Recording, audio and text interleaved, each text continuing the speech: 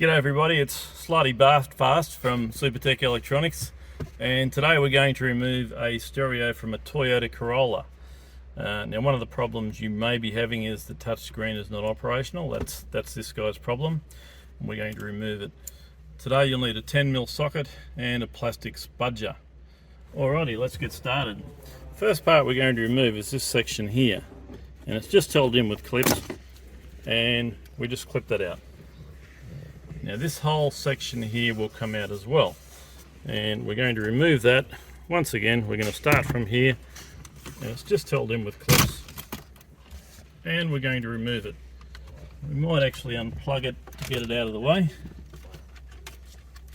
from these guys, and now we can put that out of harm's way so that it won't get damaged. And now we've got 4 10mm sockets, 1, 2, 3, 4. We'll need to remove those.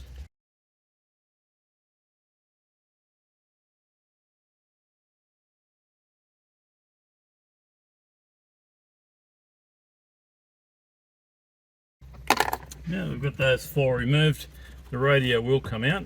It will be connected electrically, and we'll need to disconnect all of these guys, just like this. Don't worry about getting them in the wrong place, they will only fit in one slot.